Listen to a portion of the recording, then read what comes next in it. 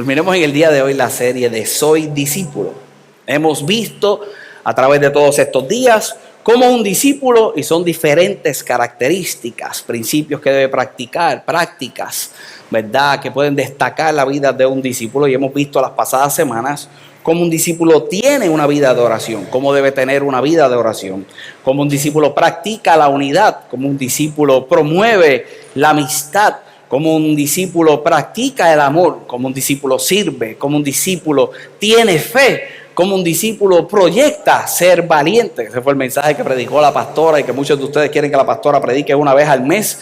Y yo abrí mi agenda para entonces que la pastora predique una vez al mes. No, pero fuera de broma, ya hay unas actividades que pronto se van a estar dando específicamente para las mujeres de la iglesia y que tengan sus espacios, ¿verdad?, y sus capacitaciones. Así que todo el mundo pendiente a eso. Una vez más, se muestra valiente. Un discípulo es compasivo. Un discípulo es obediente. Vamos a ver el mensaje de que es un buen mayordomo. Pero yo quiero que en el día de hoy, para poder culminar esta línea de pensamiento, sepamos que todo discípulo cree en lo que es la multiplicación. Todo discípulo se debe multiplicar.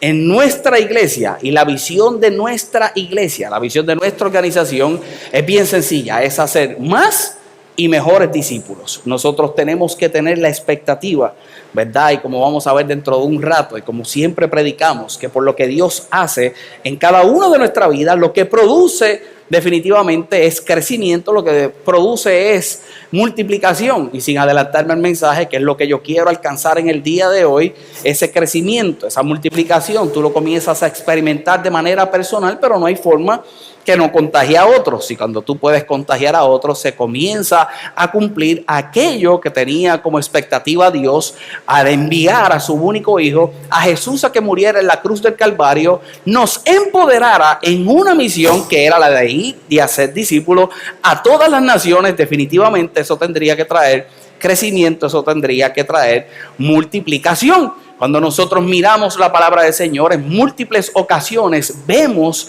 a Jesús el promoverlo, el aspecto de multiplicación, específicamente en el área natural. Una de las más recordadas, quizás aquella multiplicación de los panes y los peces. Había un momento de necesidad, ¿verdad? Jesús predicó, pasaron las horas. Ahora Él siente cierta responsabilidad de que la gente que estaba allí ahora tendría hambre, los iba a enviar a sus casas. Era tarde, no iban a encontrar qué comer. Le dice a sus discípulos que fueran y compraran a las afueras quizás aquel alimento que aquella gente necesitaba. Los discípulos tenían algo, pero ese algo no era lo suficiente para que entonces supliera aquella necesidad. No era lo suficiente. ¿Y qué hace Jesús?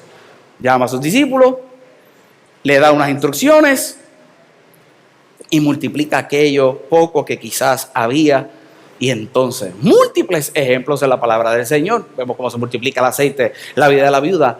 Dios cree en el aspecto de lo que es la multiplicación, cree en el aspecto de lo que es el crecimiento. Pero la pregunta que todos nosotros nos debemos hacer en el día de hoy es, como iglesia, ¿qué crecimiento queremos? ¿Cuál es la multiplicación que debemos cada uno de nosotros aspirar? ¿Qué crecimiento debemos querer? Y por supuesto esto puede ser aplicable al aspecto personal, esto puede ser aplicable al individuo, pero pensemos como iglesia, pensemos como discípulos. Y hoy yo pretendo que tengamos algún tipo de respuesta en cuanto a ello. Cuando nosotros miramos la palabra del Señor, nosotros vemos una progresión numérica desde Jesús y cómo se va dando ese crecimiento. Y no voy a entrar en detalles, pero puedes anotar estos versos para que lo puedas ver. Pero comienzo destacando que Jesús, siendo el original, siendo el número uno, como dice Lucas, el capítulo 4, el verso 18 al verso 21, y es el momento y el instante donde Él abre el rollo y dice por lo cual había sido enviado. Él se encuentra en la palabra del Señor. Esos son los famosos versos que dicen: el Espíritu del Señor está sobre mí por cuanto me ha ungido. ¿Y me ha ungido para qué? Me ha escogido, me ha separado con un propósito. ¿Para qué? Y comienza a detallar todas las cosas por las cuales había sido enviado. Jesús es el original, Jesús fue el primero, pero Jesús, siendo todo Dios, experimentando lo natural, experimentando el aspecto físico y lo que cada uno de cada uno de nosotros, tú y yo, podemos experimentar y vivir, sabía que solo él no era suficiente. Y comienza a trabajar lo que es crecimiento y comienza a trabajar lo que es multiplicación. Nosotros vemos la multiplicación de 1 a 12. De 1 a 12. Y lo ves en el libro de Lucas, el capítulo 9, del verso 1 al verso 2. Todos estos versos, una vez más, los puedes ver en tu casa. Hay una segunda multiplicación. Y de 12 pasan a ser 70. El libro de Lucas, el capítulo 10, el verso 1 al 9, todos encerrados en un contexto de una misión, de un trabajo que habría que hacer, de ayudar a Jesús a que hubiera un cumplimiento por lo cual él había sido enviado.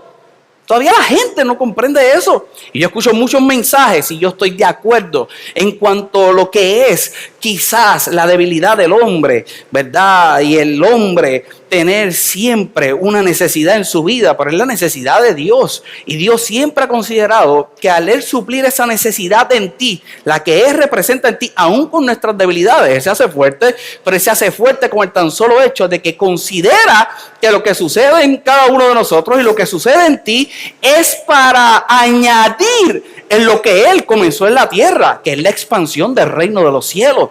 Una vez más, como yo suelo repetir en múltiples ocasiones, tú no vienes aquí a convencerte y a salir motivado y a una charla de motivación. Tú vienes aquí a honrar al Rey de Reyes, al Señor de Señores, y número 2, para que Dios hable a tu vida. Y definitivamente de continuo tú ves una transformación, que es una transformación que tiene que motivar a cualquiera. Cuando tú ves el antes y el después, como en las fotos que ponen por ahí para promover ciertas cosas, definitivamente te tienes que motivar, te tienes que agradar, te tienes que sentir feliz, te tienes que impulsar, te ayuda en los momentos más difíciles. Hay un cambio, hay una transformación, pero eso no se queda ahí. Hay un cumplimiento de ese propósito que tenía el Padre al enviar a su Hijo y que nosotros, como parte de ese crecimiento, esa multiplicación, pudiéramos aportar a ello. El crecimiento del reino de los cielos, de 70. Tú ves una multiplicación de 500 que se destaca en el libro de Primera de Corintios, el capítulo 15, del verso del 5 al 6. Y cuando nosotros miramos el libro de Hechos, por supuesto, la predicación de Pedro, y sin adelantarme a lo que quiero compartir en el día de hoy, cómo se convierte en 3,000, se convierte en 5,000, con la predicación de la palabra. Dios cree en la multiplicación. La iglesia creció porque se multiplicó. Y por esa razón, cada uno de nosotros, como discípulos, debemos de aspirar a ello. Debemos de aspirar a ello. Ah, pastor, usted lo que quiere es que la iglesia esté llena. No. Hipócrita sería si yo te dijera, número 1, hipócrita sería si yo te dijera que no me interesa llenar este lugar. Eso sería hipocresía, número 1. Y número 2, sería egoísmo. Un día yo estoy en una capacitación pastoral, aún no era pastor principal de la iglesia, estamos con el pastor Cash Luna, y el pastor Cash Luna, ¿verdad?, trae un ejemplo, y yo entiendo cierta expresión que él expone. Él expone que un pastor se le acerca y en un conversatorio le pregunta y le dice, ¿y si Dios no quiere que mi iglesia crezca? Y yo entiendo el pensamiento de este pastor que expone esa pregunta. Yo entiendo un pastor que pueda pensar que Dios no quiera que la iglesia crezca o que la iglesia dio hasta eso. Yo entiendo el pensamiento porque uno lo llega a tener en momentos específicos. Nosotros estamos empezando, pero yo no me excluyo de que algún día lo pueda pensar. Interesantemente, entonces el pastor Cash expone ese aspecto de lo que quizás es ese egoísmo. Él dice, lo que pasa es que eso sería un pensamiento egoísta. Ahí yo me detengo, me pongo a escuchar con atención. ¿Por qué un pensamiento egoísta? Si Dios quiere que todos procedan al arrepentimiento, y una de las metodologías que puede utilizar naturalmente hablando es la iglesia, y Él quiere que todos procedan al arrepentimiento para que la gente se arrepienta, tiene que venir a la iglesia. Ah, pastor, es que no necesariamente es así. No necesariamente es así, pero la iglesia es necesaria y por la iglesia la gente se salva. Pues entonces siempre debemos de aspirar a que la iglesia crezca, que las iglesias estén llenas, porque entonces todos proceden al arrepentimiento, porque entonces tenemos un lugar, y aunque el sistema, como lo dicen por ahí, no es perfecto, sí hay un lugar donde podemos discipular y donde, como nosotros creemos en nuestra iglesia, todos crecemos juntos por la palabra de Dios. Una vez más, en mí sería un pensamiento hasta un poco egoísta. Todos como discípulos debemos de buscar aportar, escucha bien, a ese crecimiento. Hoy quiero que miremos algunos ejemplos, y con estos ejemplos, y voy a leer muchos versos, pero yo me quiero centrar solamente en una frase. Yo voy a leer un montón de versos, pero yo me voy a concentrar en una frase. Yo hoy no voy a ser muy profundo, pero yo quiero que tú te vayas de aquí con esa frasecita, con todos los versos que vamos a ver. Porque con todos los versos que vamos a ver, yo quiero, ¿verdad?, en la limitación de tiempo en cuanto a la temática que tenemos, y he dicho esto en los mensajes anteriores, es un solo mensaje que tenemos para hablar puntos que son tan amplios, pero con esta frasecita y estas historias es lo que yo creo que se debe manifestar en nuestra iglesia, en nuestras vidas, como discípulos, y a quién realmente Dios va a convencer para que entonces, y qué cosas y qué prácticas, entonces se pueda dar multiplicación. Comencemos con el libro de Hechos, Hechos el capítulo 12.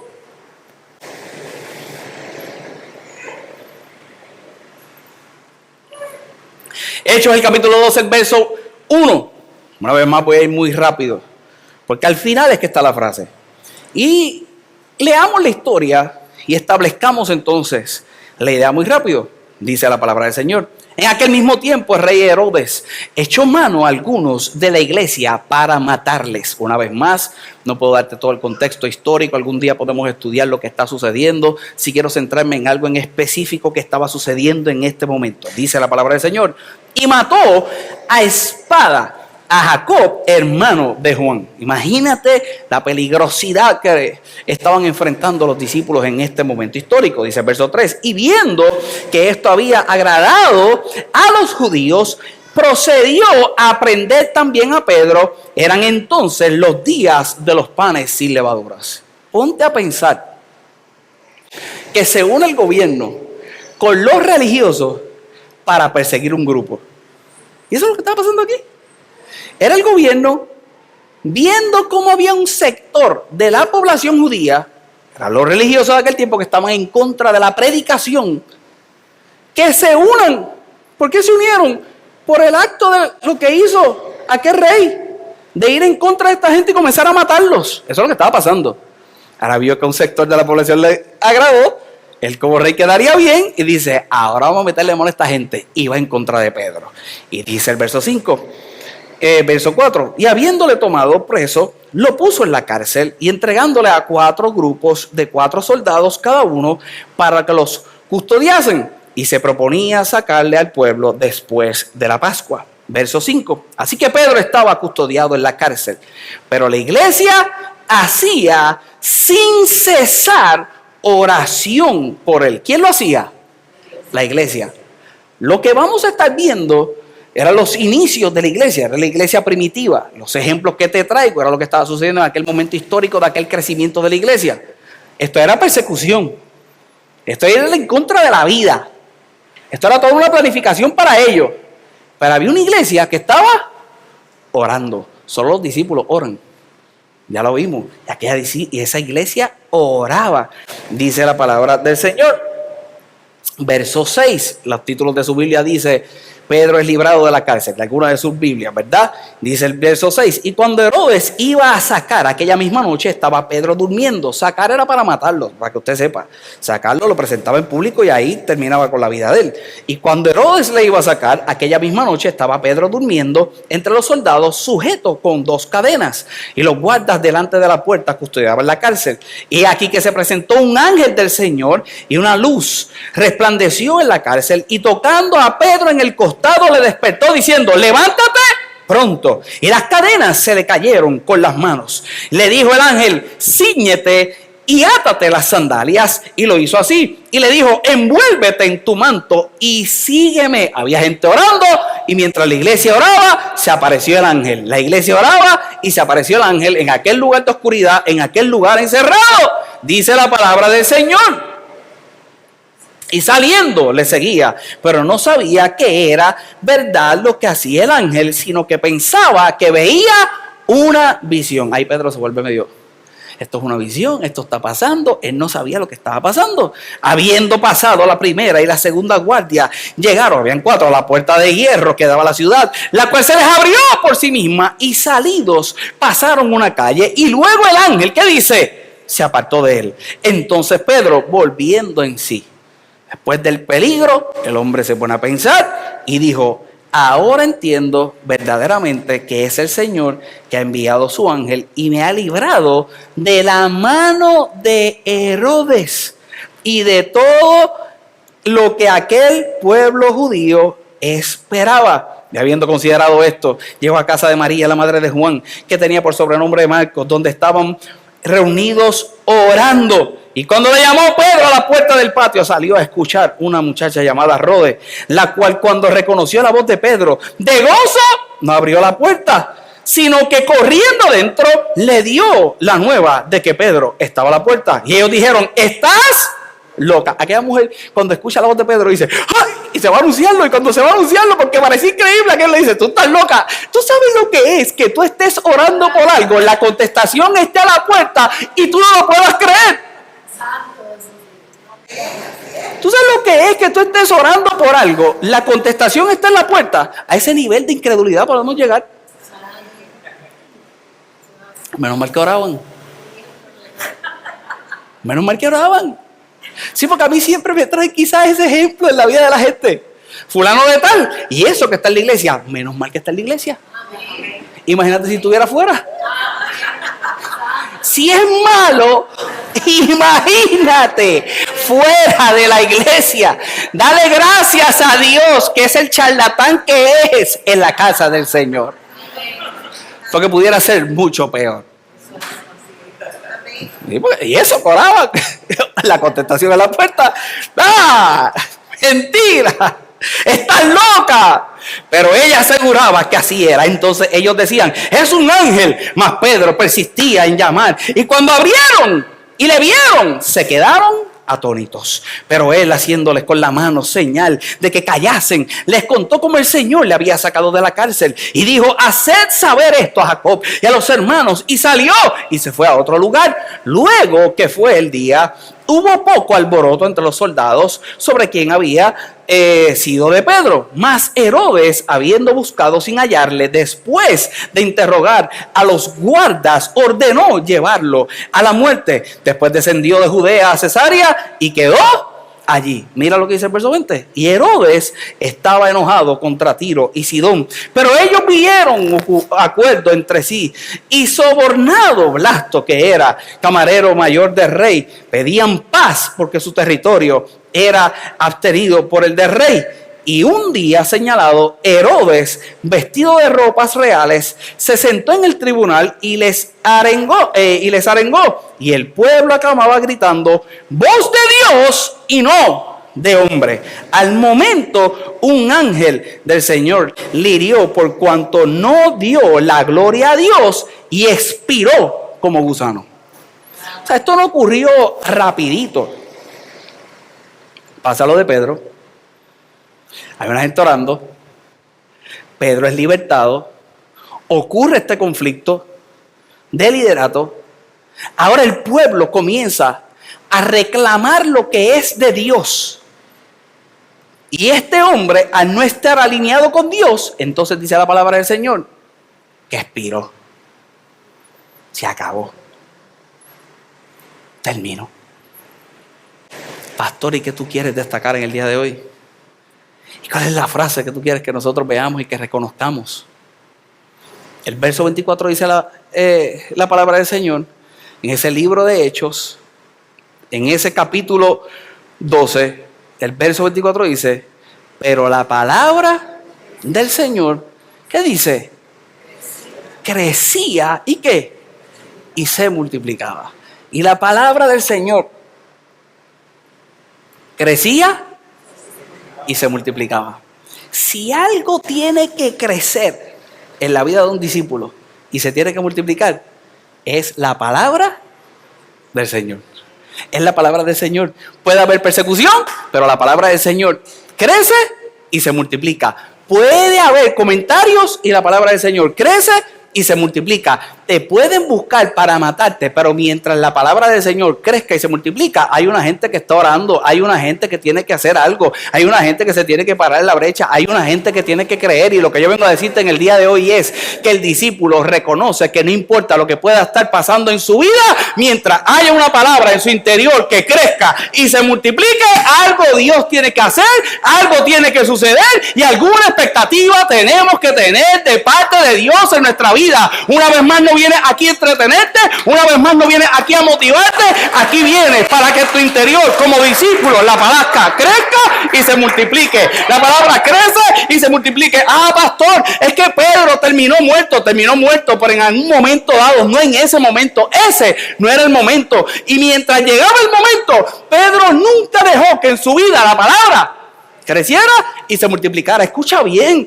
se experimenta un crecimiento de la iglesia cuando un día Pedro deja de ser un cobarde, y el día que deja de ser un cobarde es el día que él reconoce que había uno más grande que él en la tierra, que lo podía acompañar para que cumpliera su propósito, y se llamaba el Espíritu Santo. Y cuando aquel hombre comenzó a andar con la persona del Espíritu Santo, después de haber negado a Cristo, se para y públicamente lo reconoce y se convierte en 3,000. Se para y públicamente lo reconoce y se convierte en 5,000. Que vas a ser víctima de la murmuración, lo serás. Que vas a ser víctima de la crítica, lo serás. Pero cuando el Espíritu Santo te hace entender que por la palabra tú creces y te multiplicas, la gente se tiene que callar, y entonces hay una manifestación externa de lo que sucedió en tu interior, y es que otros crecen porque un día vieron que tú creciste. Y yo sé que estoy predicando mejor de lo que tú estás celebrando, y hoy yo vine a que entonces tú pudieras entender una vez más que el proceso de crecimiento y multiplicación es uno que se va dando por un individuo, pero no se puede quedar ahí. Porque si fuera el plan de Dios que se hubiera quedado ahí, cuando llegó Jesús, muere en la cruz, derrama su sangre, hubiera terminado todo. Y yo no sé si tú estás esperando su venida, porque yo la espero. Pero yo la espero con la expectativa que lo que venga a buscar es una iglesia gloriosa. Y la iglesia gloriosa se tiene que levantar el día una vez más, que entienda lo que sucede en su interior, y por eso que sucede en su interior, entonces hay un efecto multiplicador, un efecto de crecimiento en otro. Y la iglesia, la palabra del Señor crecía, la palabra del Señor se multiplicaba. ¿Cómo la palabra va a crecer y la palabra se va a multiplicar? Por lo que sucede en ti. Lo que sucede en ti. Número uno, yo quiero que tú vieras esa frase, cómo se expone esa frase y en qué contexto se exponía. Te traje el ejemplo de lo que es el apóstol Pedro. La palabra crece. La palabra crece en el discípulo, y cuando crece en el discípulo se tiene que manifestar en la congregación. Por eso, una vez más, hacemos más y mejores discípulos, número uno. Y en la iglesia Fuente Viva de Caguas crecemos juntos por la palabra. Tienes que crecer porque tienes que crecer. Aquí tú tienes que crecer porque tienes que crecer. Aquí tú tienes que hacer algo diferente porque tienes que hacerlo. Aquí tú no te quedas igual. Si tú llegaste hasta aquí y te quedaste igual, todos nos vamos a poner de acuerdo y te vamos a meter esta palabra por ojo, boca y nariz para que algo pase en tu vida. Pero igualito no te queda. Igualito no te queda. Tú lo me estás viendo. Igualito no te queda. Imposible. Imposible. El efecto multiplicado, una vez más, siempre será por el trato de la palabra de Dios en el individuo. Y lo que sucede en la vida del individuo se va a traducir en ese elemento de crecimiento y que cada uno de nosotros llamamos en el día de hoy multiplicación. Mira lo que sucede en el libro de Hechos, el capítulo 9, el verso 31. El libro de Hechos, el capítulo 9, el verso 31. Ese verso 31 dice: entonces las iglesias tenían paz. Entonces las iglesias tenían paz. Los tiempos que se estaban viviendo, esos tiempos históricos que se están viviendo, una de persecución, una vez más, era matarlos. Ahora a ti te tratan de matar por la lengua. Con la lengua te dicen aleluya, con la lengua te dicen hipócrita, con la lengua te metiste en fuente, con la lengua se están quedando con tus chavos, con la lengua. Esta gente los perseguían para matarlos. Esta gente tenía toda la excusa para esconderse. Esta gente tenía toda la excusa para no hacer. Aquí nosotros tenemos libertad de poder predicar, de poder hablar, de poder decir la grandeza de Dios en nuestra vida. Todavía hay lugares del mundo que no lo experimentan. Nosotros sí, para la gloria de Dios. Y bendito Dios que tenemos la oportunidad y que así perdure. Y tendremos que luchar por eso. Porque aunque usted no lo crea, hay agendas que quieren atentar en contra de ellos. Este era el contexto. Pero dice la palabra del Señor que aún así las iglesias tenían paz por toda Judea, Galilea y Samaria, y eran edificadas andando en el temor del Señor, y se acrecentaban fortalecidos por el Espíritu Santo. Esa palabra acrecentar, ¿verdad? En otras versiones dice, y se multiplicaban fortalecidos por el Espíritu Santo. Tenían paz y se multiplicaban. Tenían paz y se multiplicaban. Para mí es curioso como en los últimos tiempos, después del huracán María en Puerto Rico, después de la pandemia, yo me escucho hablar a la gente y escucho hablar aún a pastores y en grupos, ¿verdad? Que se puede estar compartiendo, y cómo lo que comienzan a expresar es cómo la iglesia, en vez de crecer, ¿verdad?, ha menguado, y cómo la gente quizás se ha retenido en la casa, y cómo los espacios se han hecho más pequeños. Escucha bien, yo tengo una teoría, y quizás eso ha sucedido, pero la gente que ha permanecido son los discípulos que son maduros y que quieren hacer otra cosa, y la expectativa que todos nosotros como iglesia debemos tener para el futuro es de crecimiento, es de multiplicación, es de que habrá más gente transformada por la palabra de Dios, y el testimonio de la iglesia se tiene que dar en la sociedad. Definitivamente tendrías que ser luz en medio de las tinieblas. Definitivamente con tu testimonio tendrás que alumbrar a alguien, y que alguien quiera emular lo que tú estás haciendo. Y si hubo un instante de dejar de crecer, definitivamente tiene que haber el momento en que se manifieste todo lo contrario. Por eso todo lo contrario se va a manifestar por los discípulos, por la gente madura que ha reconocido la palabra del Señor en su vida, y que no importando lo que está sucediendo, experimenta paz y se multiplica fortalecido por el Espíritu Santo.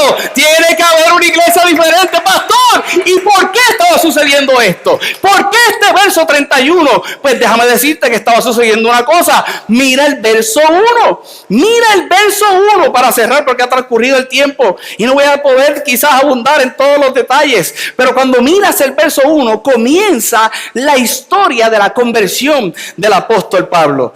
Aquel hombre Saulo, y no puedo leer los versos porque ya he visto que ha transcurrido el tiempo, pero aquel apóstol, que él se consideró en un momento dado como un abortivo, como alguien que no se merecía hacerlo, comienza a tener una experiencia con el cielo. E iba con cartas, dice la palabra del Señor, a Damasco, para acabar con los creyentes. Iba con cartas para asesinar a aquellos que estaban proclamando eso nuevo que se estaba manifestando, que era iglesia proclamando el nombre de Jesús. E iba a matarlo. Era un perseguidor de la iglesia, era un perseguidor de los creyentes. Y mientras va camino a Damasco, dice la palabra del Señor, para no leer todos los versos en el día de hoy, y te parafraseo quizás la historia, pero míralo en tu casa. Dice la palabra del Señor que aquel hombre cae del caballo. Cae del caballo. Cuando cae del caballo, queda sin visión.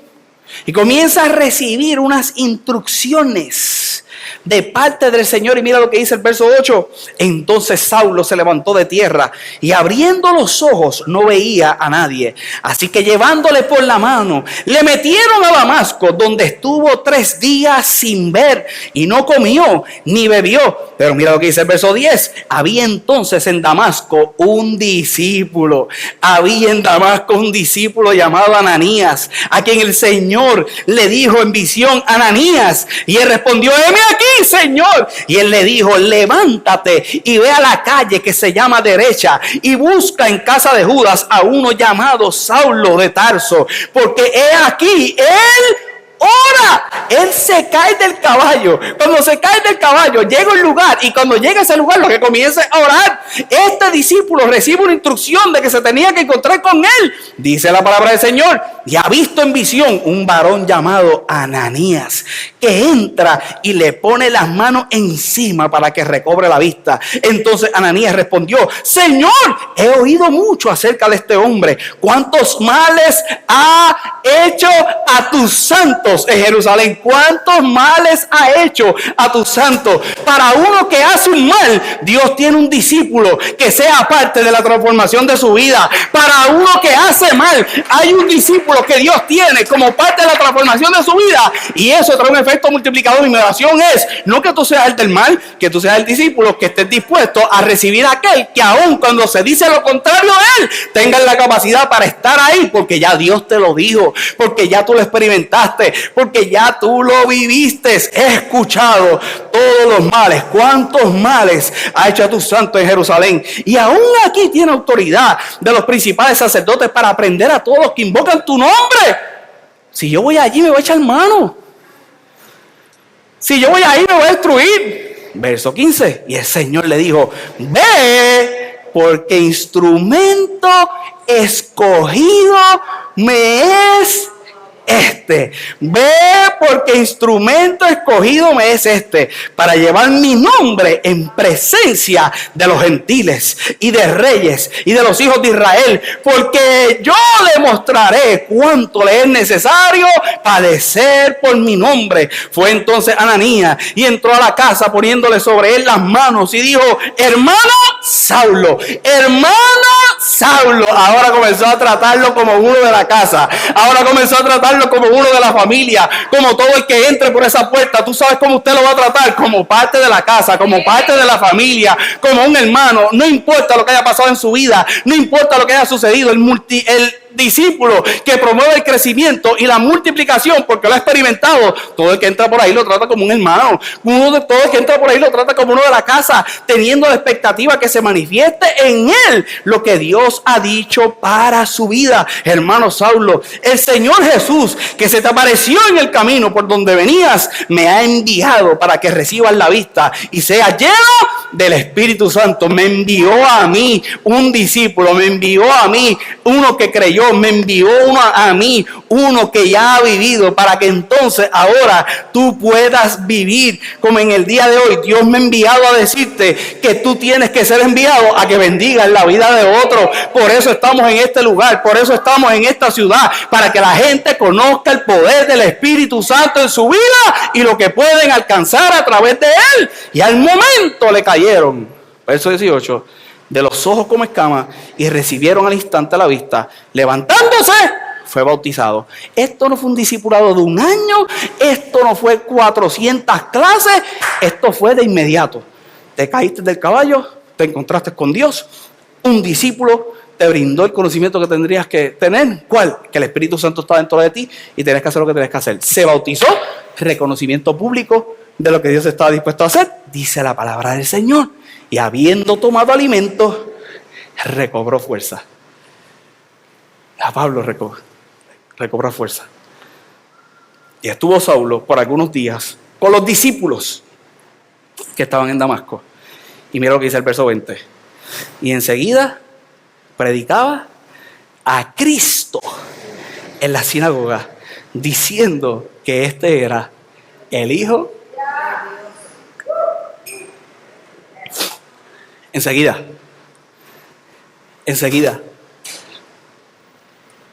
Cuando un hombre tiene una experiencia con otro hombre que fue discipulado por Dios, enseguida su vida cambia. Yo le pido a Dios que me dé la capacidad que todo el que conecte conmigo, enseguida su vida cambie.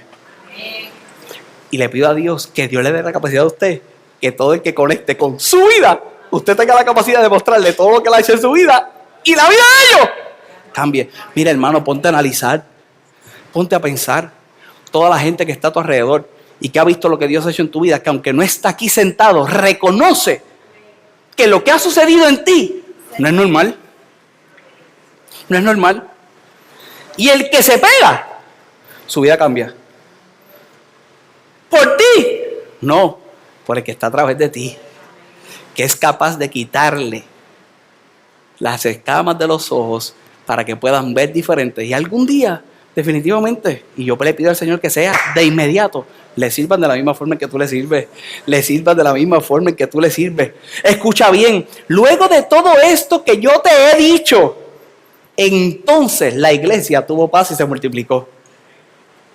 Dios está en el juego de añadir, no de restar.